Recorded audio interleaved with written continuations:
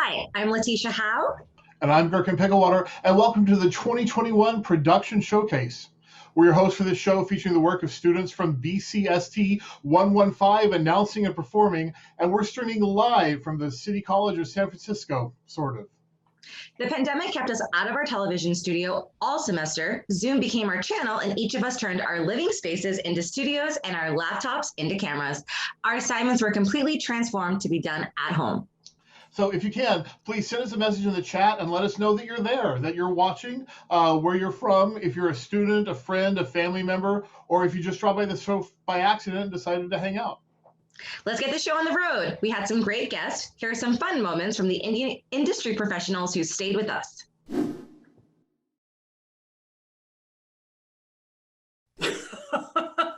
All right. And you could tell she loves that story. That story means something to her. So one of the things about public speaking is that it's always best, if you can, to pick a subject that you really enjoy.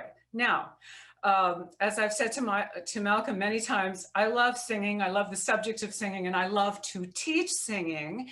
So, you know, that's one of the reasons that I believe it comes across, is simply because I really enjoy the process. I love watching people get excited about it. And I particularly love watching people find out that they are capable of doing something that they didn't think they were. So with that little preamble, who's next? I don't host shows like that, or if I do, it's still going to be in the same way, you know, that I talk like right now, and I will announce the next piece we're going to hear is going to be that.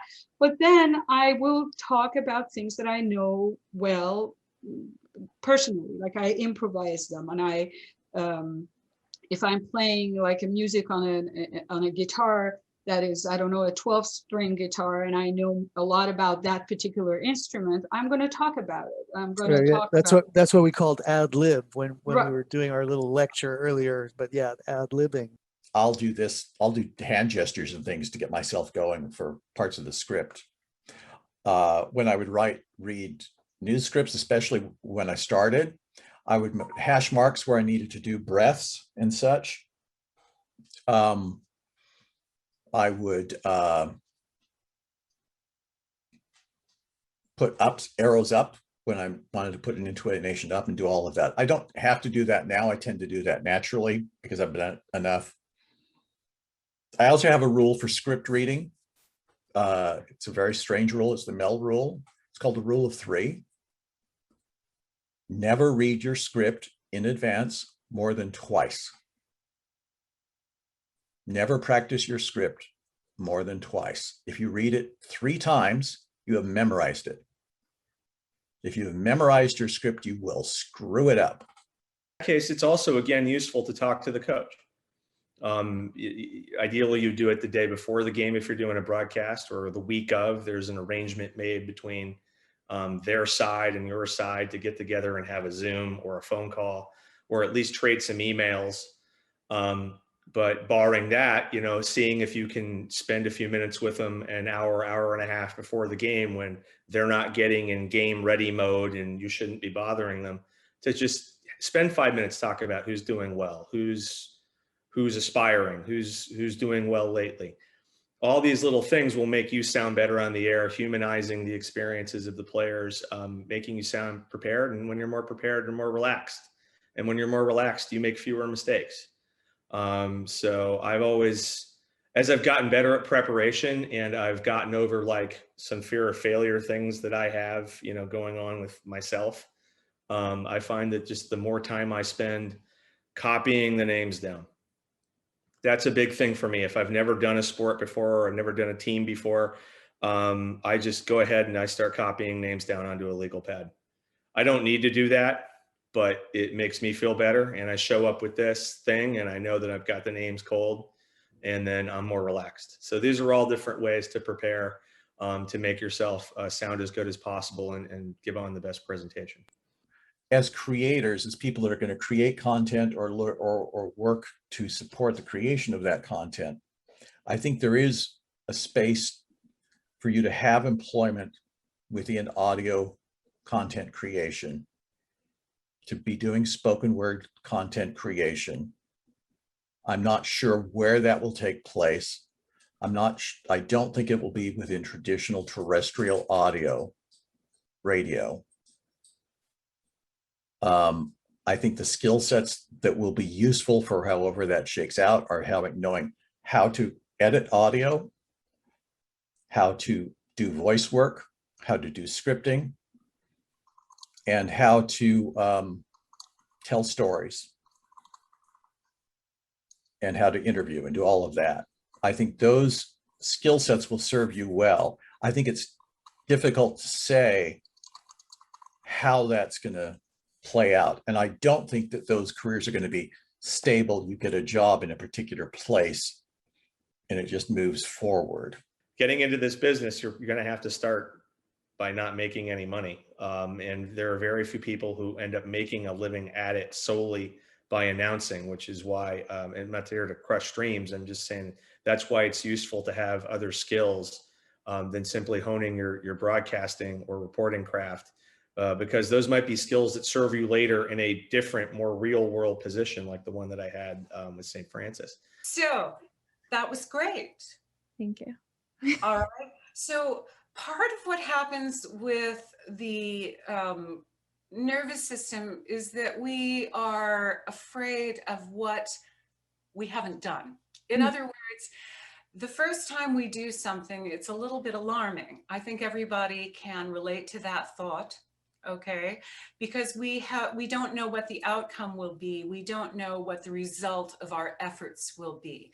There's also the unfortunate thought, which people often perceive as a threat, which is, I don't know what other people think, right?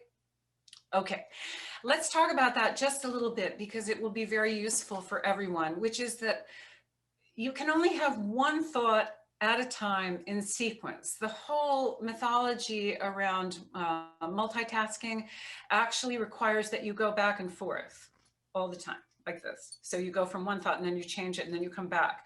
So actually it's not really multitasking or having two thoughts at once.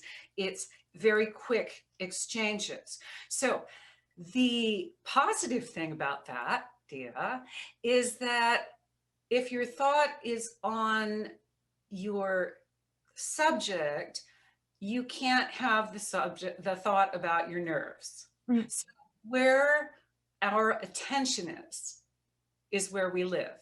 So you didn't have time to think, did you? No. And that's important. Okay. Wonderful.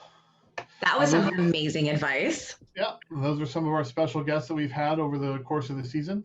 In our next segment of the show, students will be telling true stories from their lives without scripts, notes, props, or accompaniment. This assignment was modeled after the popular Moth Radio Hour, which has been running on NPR since 2009. This year's theme was living in the world. It wasn't always easy, even before the pandemic, you know. You'll hear funny, sad, uplifting, and surprising stories from our students. They will delight you with their honesty, bravery, and humor. Let's go.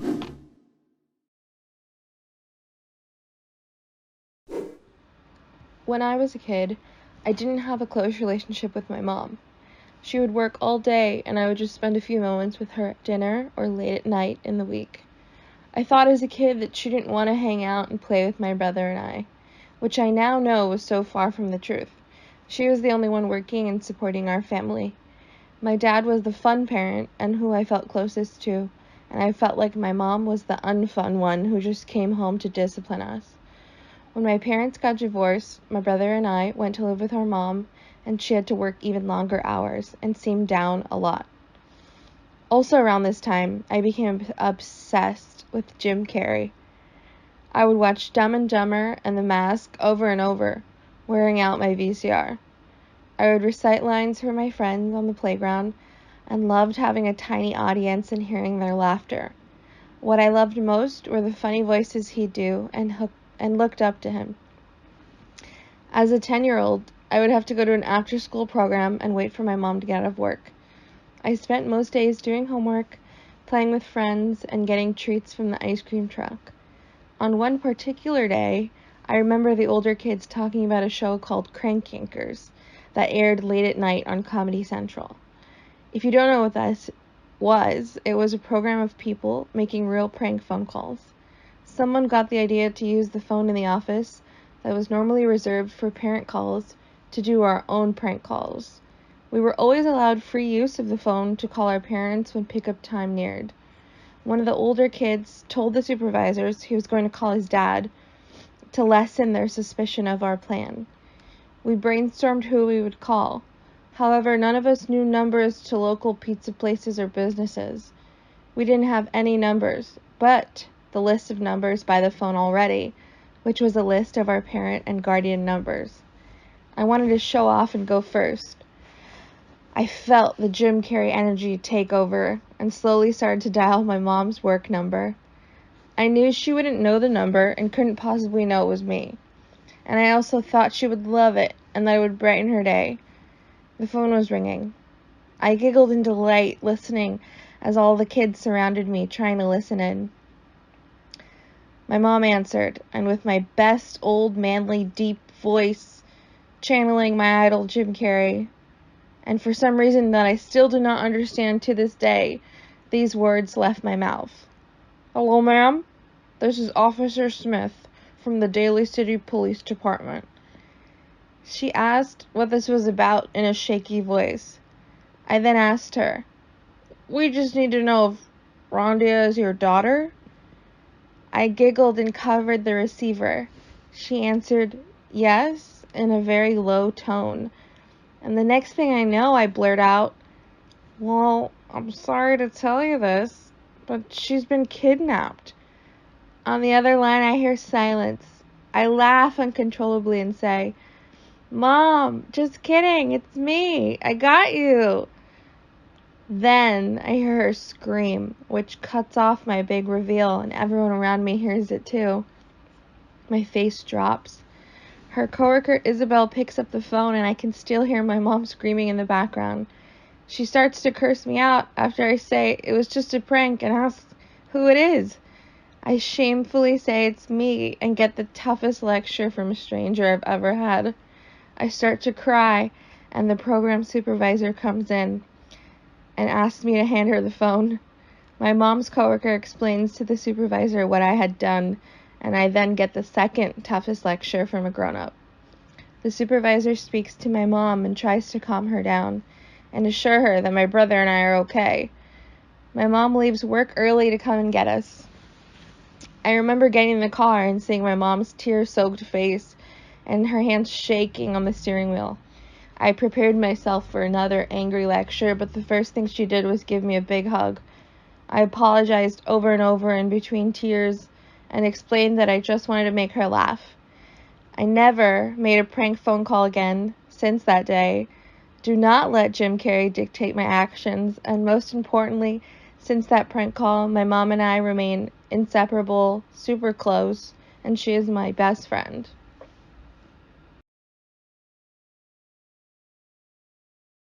I got a question for all of you. Has it happened to you that you have missed a flight, a train, or a bus? Well, back when I was living in my country, El Salvador, I was studying in the capital. But I didn't live there. I was from a small town located an hour away from the city. And I used to take the bus all the time with my little sister. And I hated missing the bus on my way home. Because it meant waiting another hour for the next bus to come. In the bus stations in El Salvador, there are usually peddlers, and my sister always wanted to buy something. But I always said no, because we could lose our bus, which always leave at 4 p.m. So one day my sister was begging me for an ice cream. "Please, please, please, please, just one, come on." And I ended up agreeing because it was a hot day and I also wanted one. And we got a chocolate one and a vanilla one. And as I suppose the bus started to leave, I asked the driver to please open the door. He made a gesture that it was already late, that it was about time. And I got so angry that I yelled at him, "Fuck you!" And then I started to blame my sister, saying to her, "It was your fault, and now we will have to wait another hour thanks to your stupid ice cream." 40 minutes later, I received a call from my mother, crying, and she told me, "Are you guys okay?" I just said, "We are fine, Mom. We missed the bus, but it's not a big deal." And the reason my mother called me crying was because the news reported that the 4 p.m. bus heading to our town was set on fire by gang members, killing 17 people and injuring 15 others. And wow, it was crazy that having missed that bus saved my life and the life of my sister. And now I believe everything in life happens for a reason. And now every time that I miss a bus, I don't complain. Instead, I am thankful because only God knows what could happen to the bus. Thank you.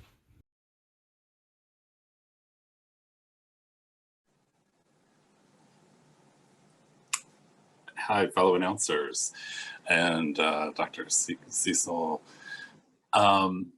My story is about a phone call a couple weeks ago, and it's called John and the Dairy. And it's about me raising my brother from a ripe young age of 14 years old when we were put onto the street based on certain situations with our family. My brother was 17, obviously quite a bit older than me, but had little skill to function on a level that was needed at the time. So we came together with a conclusion that as long as we had some discipline in our lives and we're moving forward and trying to progress from where we were at, we were going to be okay. The family dynamics were bad for a long time, although we had learned through the process of that how to get to the end of a project and complete a project. And that probably was the skill that we took from our family. We were both in high school at the time, and the program that my brother took was a VOTEC program, and it was culinary in nature. So he was pursuing to be a chef, and we were not at the same high schools, but because he was in that program, I chose to join the junior ROTC unit at that school because it was for Air Force and I was more interested in that.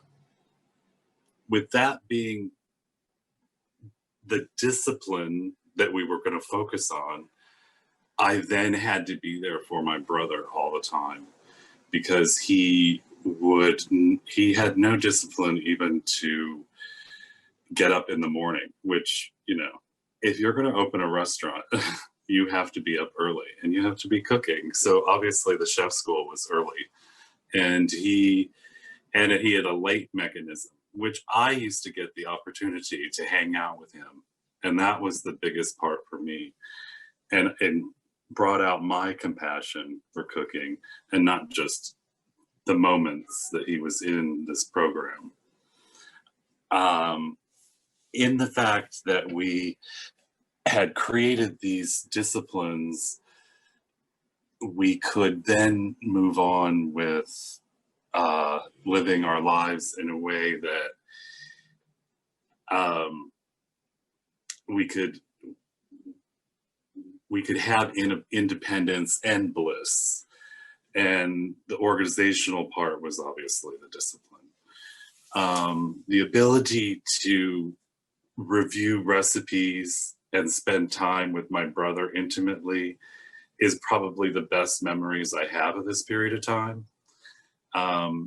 As he looked forward to a competition at school, we reviewed many recipes, an unbelievable amount, from buttery beef bouillon to beef stew, even begging people to buy the wine for us for the recipe because we were both too young at the time.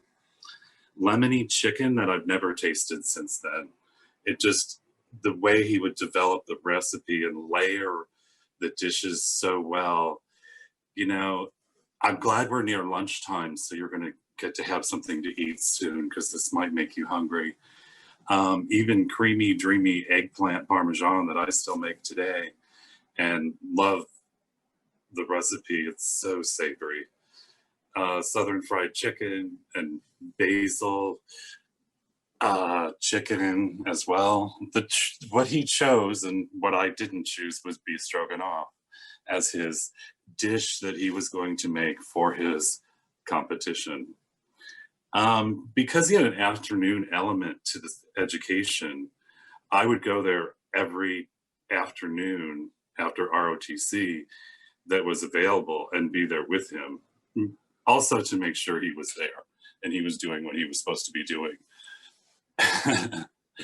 And in that, it became, I knew all these components because.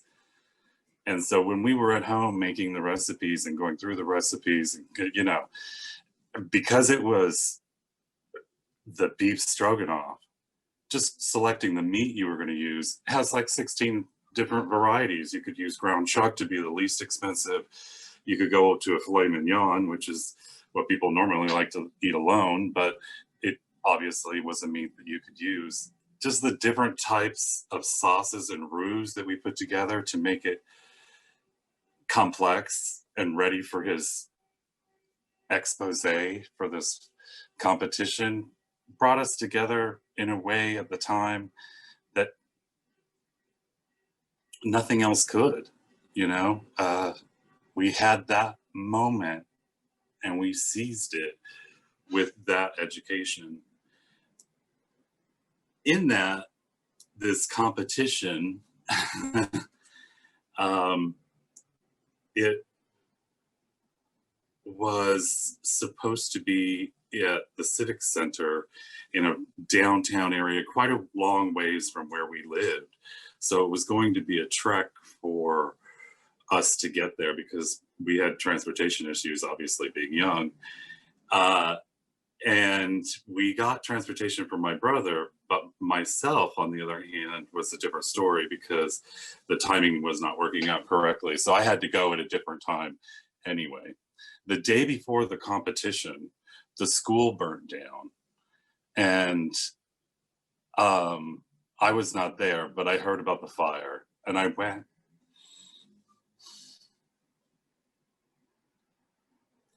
And it was difficult because the presentation of the school was such a good commitment for my brother. But when they lost it, it just seemed like it was the saddest day ever. Anyway, that day was spent obviously figuring out what happened, cleaning up the mess, you know, doing all kinds of different things around that. Competition's the next day though, and I was sick and I had to go to the doctor the next day prior to this situation. So I go to the doctor. I'm not going to be able to make the competition, I don't think, because of the transportation issue. And I told the doctor about it. She took me there. So it all worked out. Although this conversation that I talked about in the beginning of the the phone conversation that I had with my brother that I told you about in the beginning, part of it was that it was part of this introduction in this competition that was he was in, because they had to introduce themselves and talk about it. And in that, he talked a lot about me, of course, because I was his rock at the time for that purpose. And he told the audience about my situation, that I would be coming late. And so I did arrive late, and I arrived right in the middle of the crowd. And because there was a lot of people there, they noticed that I had got there late, so they knew who I was. And I no sooner sit down and the competition starts, so I just miss the most formal part of the introductions, or there was one going on right at that moment. However, I sit down, competition, my brother wins. It's amazing. We had the best time. The conversation on the phone was, he had told everybody at the competition that I had to go to the doctor because I was farting out my mouth. And that's actually what I was doing, because we had beef stroganoff so much in so many different variations. And I had no idea I was allergic to dairy, which I found out that day when I went to the doctor. Hence, I call it BS now, beef stroganoff. My brother never cooked after the school. That's the end. That's John and the dairy.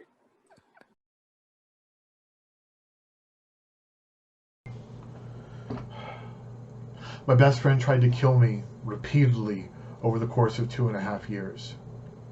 When I was 22, my best friend was crystal methamphetamines, and he changed my life forever.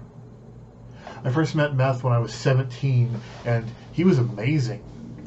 He made my teeth scream, but he made me fly, and I wanted to feel that way forever.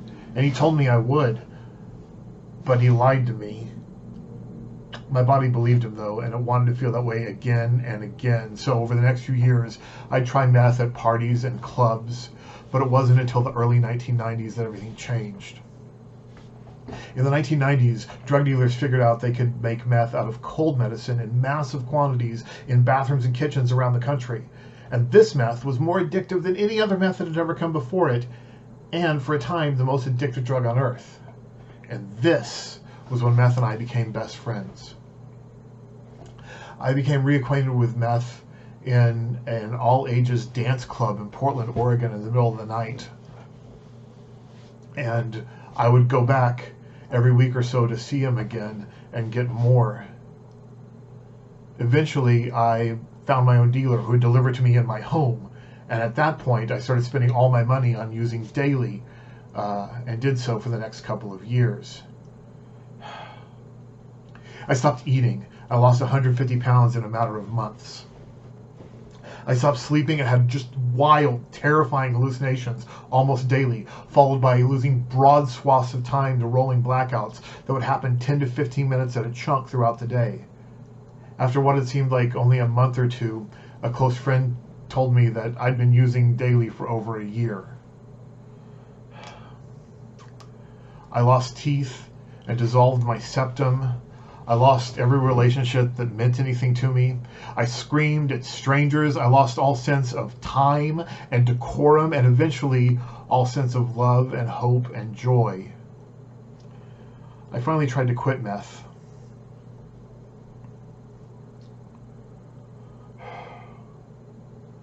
I left meth behind on my 24th birthday, but he had so intensely traumatized me that I couldn't work again for over a year.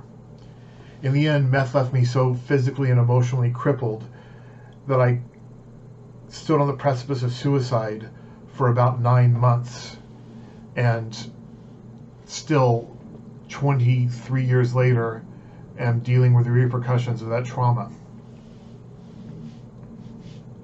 The one thing that got me through that first year was the thought that truly successful people never give in, never surrender. And that's what stuck with me. After all the abuse to my mind and body, I came out of it stronger.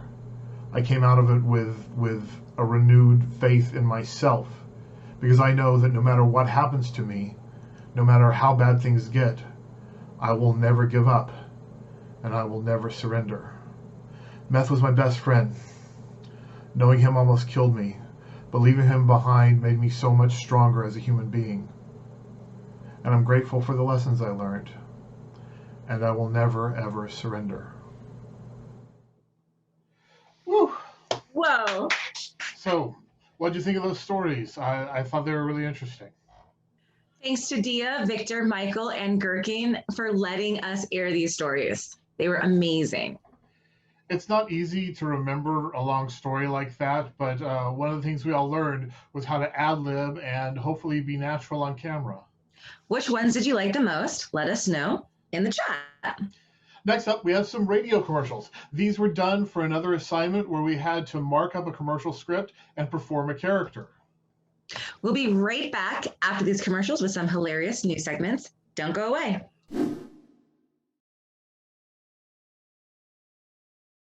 If this one bottle of Pine Sol cleaner can make 14 buckets of cleaning power, hey, then guess how many buckets of this bottle of Lysol can make? Only 5. So to get the same cleaning power in this one bottle of Pine Sol, you'd have to buy 1, 2, 3 bottles of Lemon Breeze Lysol. I don't know about you, but I'm not made of money, honey. Make the right choice.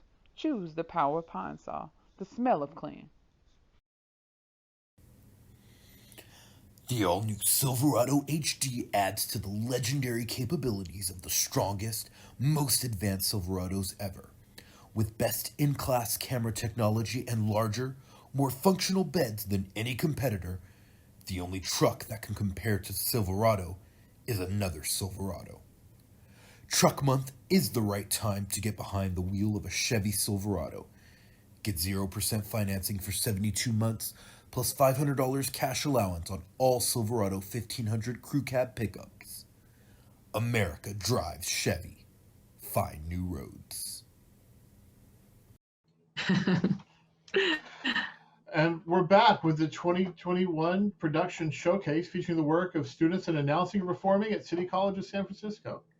Thanks to Tiffany and Maria Caleb for sharing those commercials with us. I just ordered a case of Pine Sol after hearing that ad.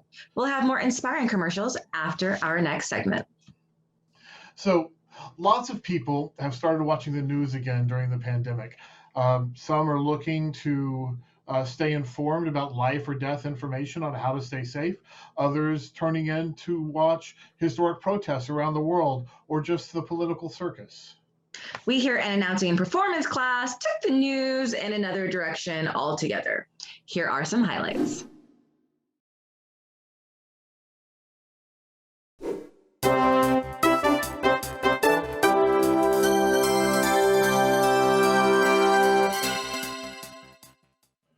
Hello, and welcome to 2 p.m. Naptime News with Gherkin Picklewater and Victor Rodriguez.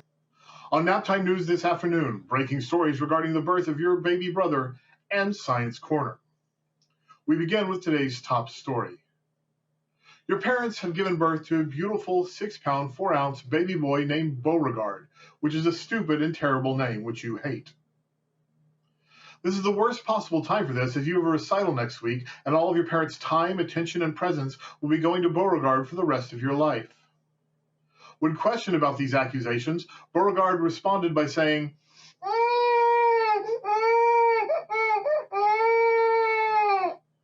In later news, scientists today proved that caruses aren't actually scary. They are big and fast. They go up and down. And the animals will actually come to life and try to bite. They are fun and you should get to ride them over and over again. Only stupid babies are afraid of caruses. well, and this just in breaking news, there may be monsters under your bed. What you don't know could kill you. Leading research coming out of Mrs. Allen's first grade class implies that yes, there may actually be monsters under your bed. Despite what many adults have told you, they are down there, waiting. They come out when you go to sleep, so do not, under any circumstances, go to sleep, ever. ever. And that's it for 2 p.m. Naptime News with Gherkin Picklewater. Pleasant dreams. Welcome to the PPKOX News Report. I'm your host, Joe Mama. Now, in world news, it appears that there are people who are unironically British. In fact, it turns out that the origins of America stemmed from former citizens from a land called Britain. According to historians, those citizens found it so debilitating that they decided that they should create their own country. It was only recently that PPKOX News received reports that Britain still exists and that its residents unironically act like characters from old-timey films. Quite a polarizing world that we live in today. In local news, Lombard Street has been straightened. Vandals attacked the historic site last night with heavy construction vehicles and equipment. When tourists arrived earlier today, they were distraught to find Lombard much more boring. SFPD has already begun investigating the situation. Now, when PPKOX reached out and asked the department why the vandals weren't stopped in the first place, the police simply replied, quote, "They were wearing construction vests and we just assumed that they were doing repairs on a tight schedule," end quote. Suffice it to say, there is much more to this story, and we will keep you updated. Now, today was an important day in the history of technology security. Leaders from Facebook, Apple, Amazon, all gathered to sign the Security Initiative for Keystone Empowerment, with some of the main points agreed upon being pledges to no user data collection at all and no targeted ad systems. It's such a relief that we don't live in a universe where this didn't happen. This has been your PPKOX News Report, and I'm your host, Joe Mama, signing off.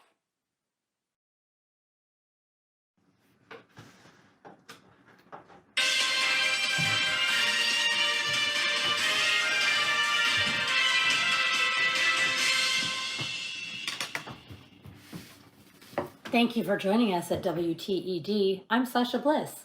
And I'm Sadie Tarantino. Our top story on WTED News this evening is embattled Florida Representative Matt Gaetz. For those of you that don't know Matt Gaetz, congratulations. For some context, imagine 4 Beavises and 4 Buttheads morphed into a supervillain who is then elected to the United States Congress. Hello, Matt Gaetz.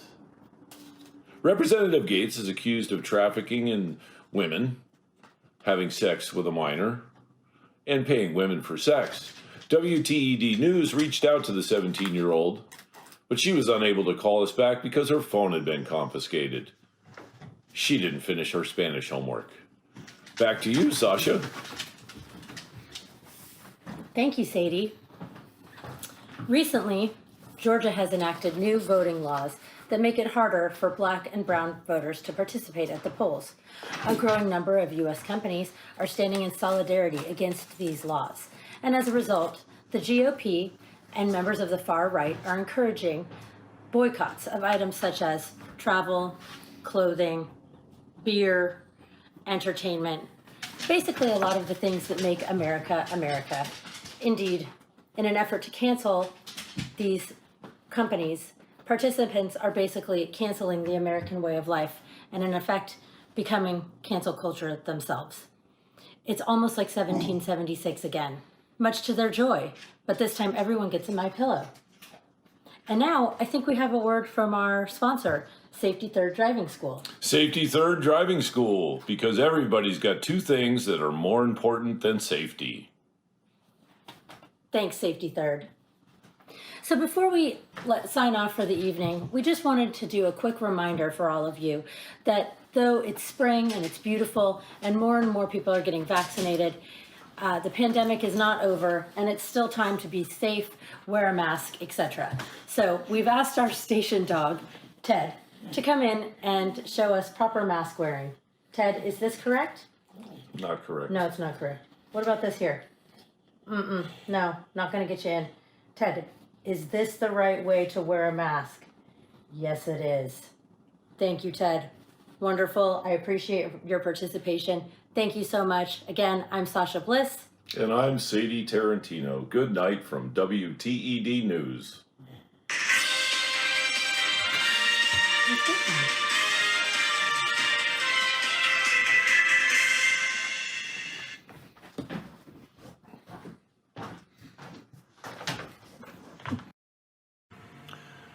Good morning. Coming to you from the CCSF Weather Studio, I'm Michael Thorpe. Breaking weather warning. A massive manipulating Sirius storm is an hour away.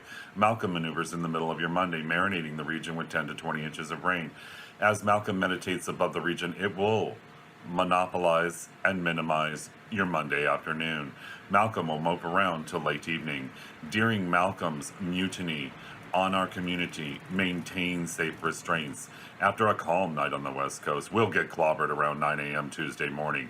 Brace yourselves for this once-in-a-lifetime Cyclone Cecil careens City College, canvassing campus with streets turning into rivers of cats and dogs, followed by whales clogging the streets, yet channeling all the seashells from the coast to the bay. Cooperate with Cecil's clamoring when it comes, or Cecil could cremate uncooperative citizens. Ceasing Cecil creates calm comfort and concludes Cyclone Cecil's communications. During Malcolm or Cecil's disturbances, you may need to eat your relatives in alphabetical order. Of course, the authorities will blame it on the storm's wrath. At the tail end of the day, the sun creeps up behind the clouded skies. We'll see you at 20 after the hour with all the weather updates. And back to the news desk with... Hello, my name is Caleb Northcutt, and welcome to today's edition of What the Fudge News. In our first story today, residents of Earth and Star Trek fans were surprised when First Contact Day turned out to be a real event this year. An interstellar group of humanoid aliens descended upon Earth at 4:35 Pacific Standard Time. But they didn't stay long when they were noticed that the majority of the population was wearing masks. Not wanting to be rude, they beamed down plans for clean, limitless energy and a message that read, "Sorry you're not feeling well. Sad we couldn't connect this time. We'll try you again next century. Hope you feel better soon. Peace and noodles." In other news, researchers have just finished translating the famously mysterious and previously indecipherable Voynich manuscript. The big secret? It turns out to be the world's first authoritative guide for custards, tapioca, and cream-based desserts. It looks like the proof was in the pudding after all. And lastly, this week also marks the 50th anniversary of the Sexy Pirate Convention, which has been postponed until sometime later this year due to COVID-19, which Sexy Pirates have lovingly renamed the Lung Kraken. Organizers of the event said they're sad to postpone, but are happy to keep attendance safe until everyone can give a ship, take a ship, and get shipwrecked responsibly. Pirates like getting pegged? Hard to say, but we're willing to bet a leg on it. Thanks for tuning in, and back to you. Amazing. Many thanks to Gherkin and Victor over at Naptime News, Diego with Michael on the weather, Chris and Amy and the News Pooch, and Caleb. We'll be back in just a moment with some fascinating interviews, but right before that, some more student-produced commercials. Hello, hello, hello, everyone. My name is Magdalene Soul. What character am I? I am everything right now. I'm going to present to you a really great product. It's called Radio.co. Now, what's Radio.co about? It's a Radio.co. It's a software. It records. You're seeing a little screen on here. I just want to do that for a minute, and then we're going to go back to seeing me. I just want to give you a little brief description of what it was. And hi, and hello. That's my recording voice. I'm just all over the place. Now, Radio.co is a really good product. It records, it plays, it does auto DJ. Now, you know what KCSF radio, right? But I love Radio.co because it does everything you want it to do.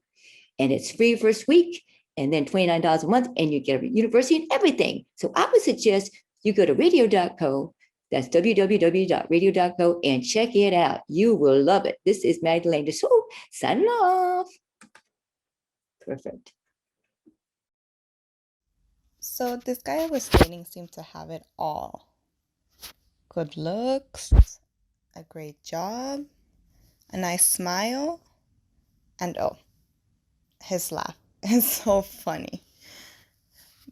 But the truth of the matter is, that smile that started the laugh ended with bad breath.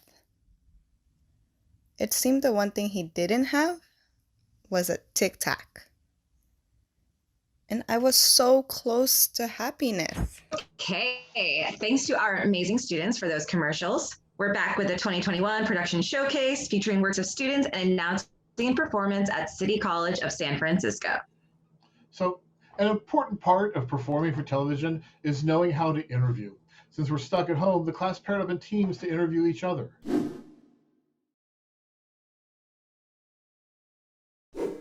Well, good afternoon, everybody. I'm Daphne Young, and welcome to News Break. This edition, I'm going to be interviewing or introducing you to a wonderful activist, I call her, a woman who has been a student at City College off and on for a number of years, but more importantly, been very active in the radio station. And she's here today to talk to us about another project that she's active in, and that's to help keep our teachers and our school open and active with all the budget cuts that are being talked about lately. So without further ado, I'd love to introduce to you Miss Maria Crispy. So Maria, welcome to the show. Thank you for joining us. You're not originally from California, but you've been here for a while. Where are you from, and when did you come to the Bay Area? I came from New York, and I was there in the early 60s. In the 70s, I moved to Florida. In the 80s, I came here. So you've seen a lot of changes, during all that time. How do you look at how things have changed, even at City College, compared to then? Tremendously, especially the last 10 years. We had to go through the accreditation crisis. Now we're going through another crisis again. And let's talk about that crisis. You're referring to the budget cuts and, of course, some of the teachers that are facing cutbacks and so forth. Tell us a little bit about that. Yes, I'm not happy about it. What I do know is 1/3 of the staff is being laid off, or they're trying to lay off 1/3 of the staff by May 15th. That is pretty traumatic. That's crazy. How do you think that's going to impact the students, the departments, and what do you know is being done to try to, stop that or avoid that from happening? I believe that some classes will be cut. Some people that were trying to get their 2-year degree or their certificates may have to go transfer to complete, which I don't agree was a good idea. Then everyone is made for state. I know I'm not. I've actually tried several times to go. I know I'm not right for San Francisco State.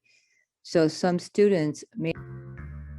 Hi, this is Dia Surmai, and I'm happy to be back with you all again for another week of subculture and connection.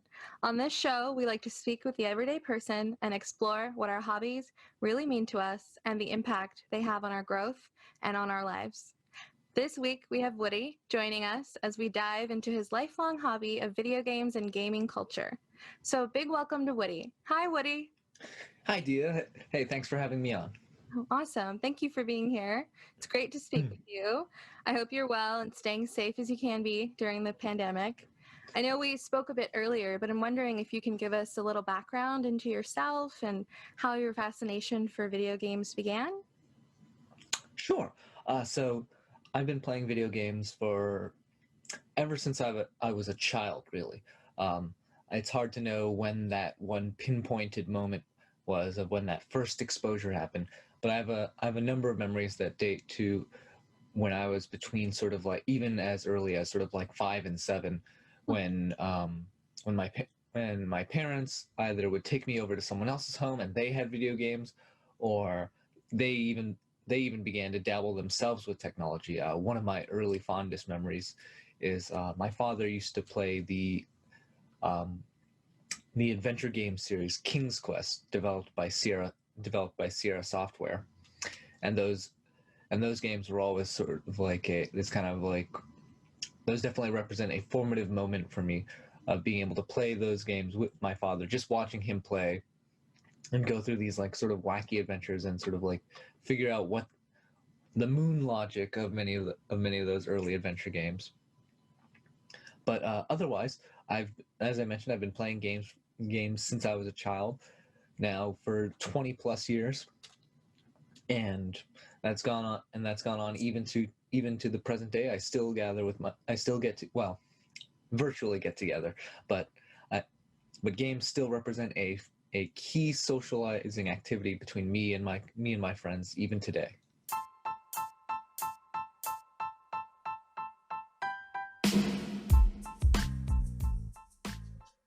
Hello, everybody. Welcome to the Standards Interview Show. I am your host, Victor Rodriguez, and on today's show, we are having Julian Saunders as our guest. Julian is an experienced flight attendant, and we will be asking him some questions about what it's like to be a flight attendant, the pros and cons about the profession, and some other curiosities that you guys have been asking us. Hello, Julian. How are you? How are you today? I'm doing well, Victor. Thank you for having me today on your show. No, thank you for joining us. I'm very glad that you're here. So we're gonna start asking this question that everybody is being, putting there. Hey, you should ask this question. So this is the most popular question that our audience asks. All right, I'm looking forward to it. Okay. How do you do to avoid getting bored on longer trips? Oh, wow, that's a good question.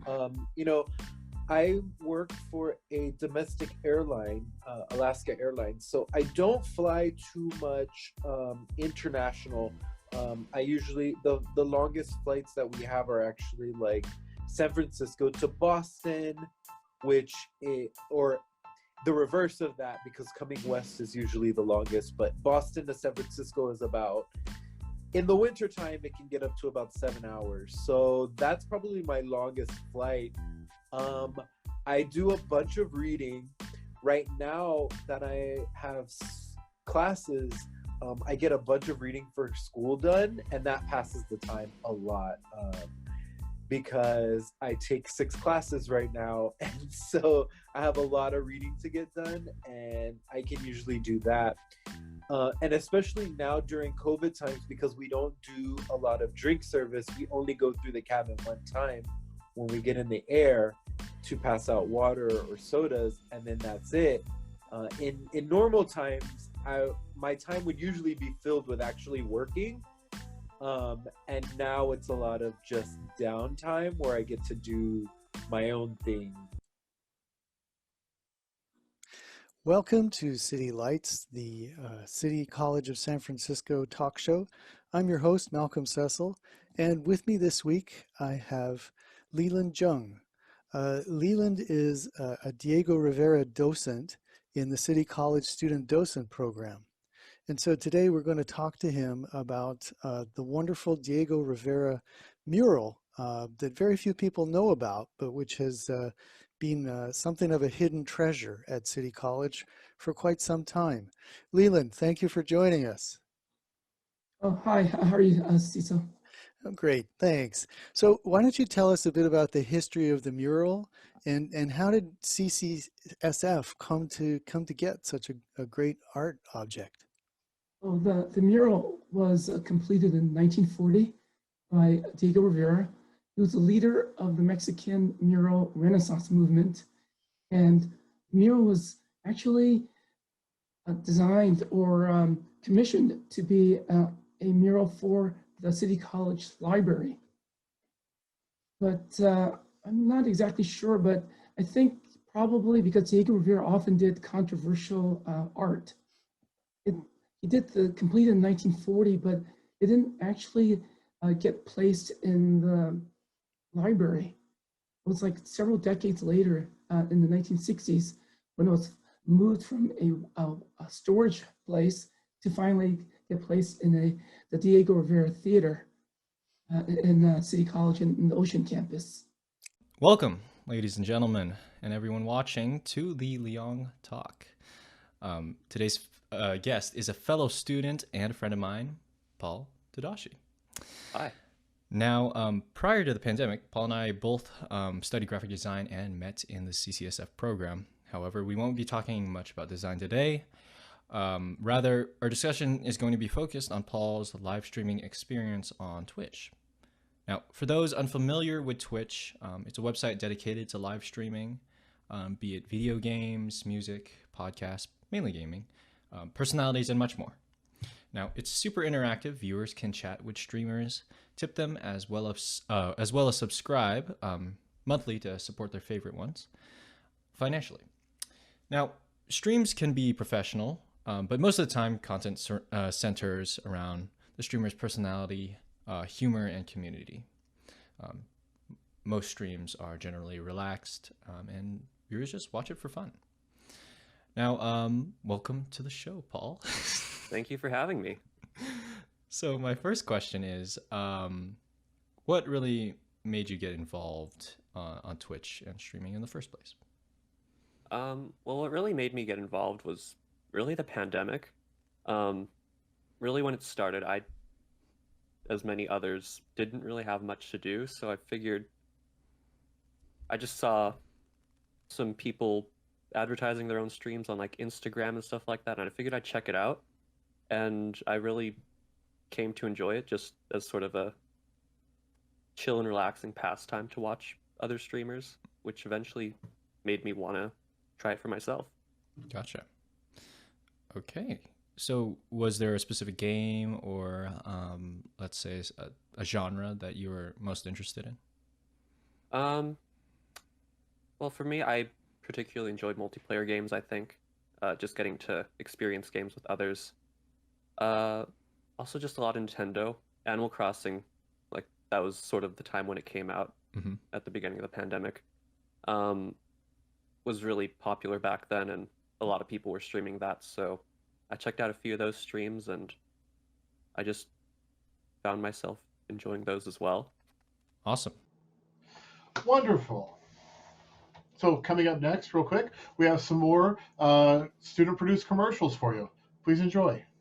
New Revlon Grow Luscious Mascara. Explode on the scene with the first Revlon mascara that helps lashes grow stronger while visibly adding length and volume. Instantly longer, lusher lashes. This is the start of something big. Oh my God. So some mornings I wake up and I'm like, wow, I have a headache. And if you're like me, who's prone to sinuses, it's like, what do you do? So I go check my bank account, but I spent the last bit of big money on clothes. But then I think, and then I'm like, oh my God. And then I remember to head over to my local pharmacy where they sell Zyrtec sinus medicine for $6. And all of a sudden, I'm like better. So I can spend my big money on shopping, but still keep my health in check. Zyrtec sinus medicine. Thank you. Those were excellent. Thank you so much, Letitia, for those wonderful commercials. A big part of announcing and performing, I think Letitia and I can both agree, is these days working on YouTube, right? Yes. Yes. And a lot of what you're going to be doing on YouTube is going to be ad-libbed, fairly unscripted, a lot of which is going to be how-tos and tutorials. So we've got one of those coming up for you right now.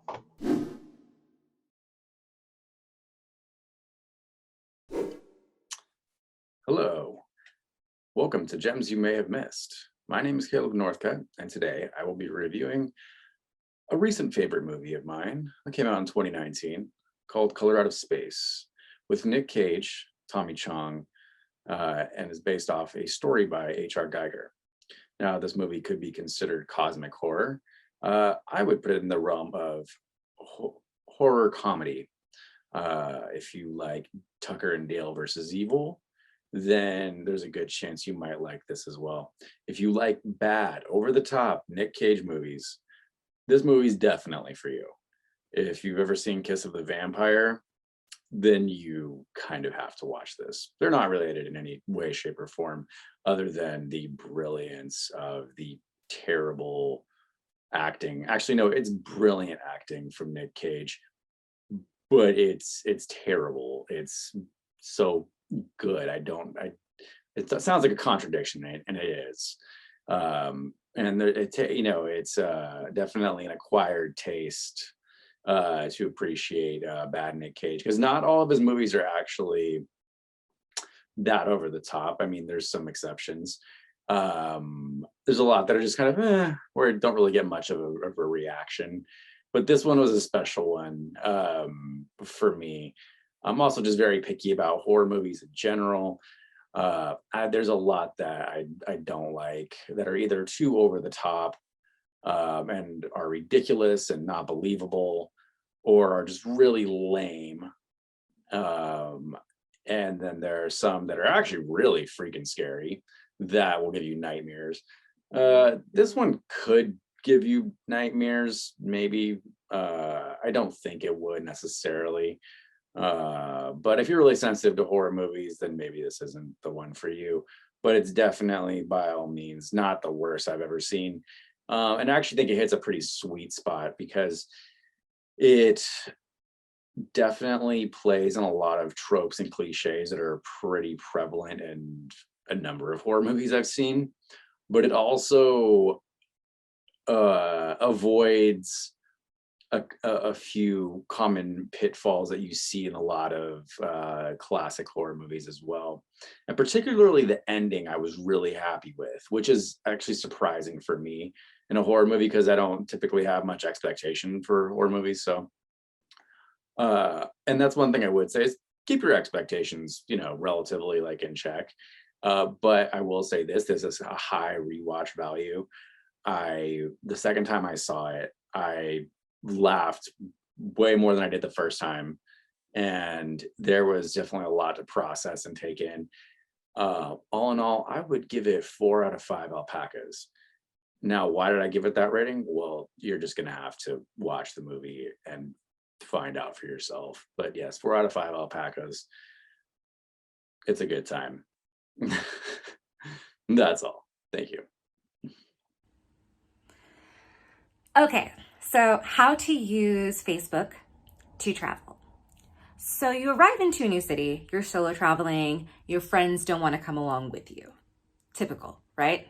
So you go to a new city, you go to a new country, and you don't know anyone.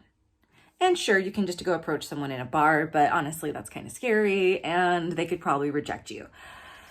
However, you don't want to be alone the whole time, even though you traveled alone. So how can you meet people? Well, if you go to Facebook, Facebook has this wonderful thing called Facebook groups. Now, if you just head over to the search bar, you could type in Solo Female Traveler Network, expats in Korea, expats in Japan, expats in Peru, expats, or just friends in Denver, whatever, right? Maybe you're into like long distance cycling. Type in long distance cyclist, or type in foodies around the world or host a sister. Now, after you type that in and you join that group, you are going to either make a post saying, hey, I'm Susie and I'm visiting Seoul, Korea, and just seeing if anyone wanted to meet up. Or if you're a little bit too shy because you're like, oh my God, what if someone does not respond to my post that I created? Look for language exchange meetups. A lot of these groups, and even just actual groups, are language exchange meetups in Italy. Or if you go to like friends in Florence and Tuscany, there's a lot of language exchange meetups. What you can do is you can actually head over to one of those language exchange meetups, join. Yeah, it's a little bit daunting at first, but you have to remember these people at these language exchange meetups, they're in the same boat as you. A lot of them moved abroad, and they moved abroad alone, or they're traveling as well, and they want to meet other people, but they maybe only came with like one other person, or they came by themselves. So you just have to get over that step and be like, okay, I'm going to go to this language exchange meetup and just start talking to people and getting to actually like know them. And yeah, that's really it. That's how you use Facebook to travel, to meet other people around the world. Thank you for coming to my TED Talk. It's been best. Bye. Oh, that was so good. That was so good and so informative. Thank you, Letitia. You're welcome. I hope you guys enjoy the how-to tutorial on traveling by using Facebook so you don't get lonely. And thank you all for coming and joining us today on the 2021 Announcing and Performing Production Showcase from City College of San Francisco. Thank you for joining us over Zoom, and we hope to see you again next year in person. This is Letitia Howe and Gherkin Picklewater. And our Professor Malcolm Cecil, and all our students over at CCSF. Thank you. Bye-bye. Ciao.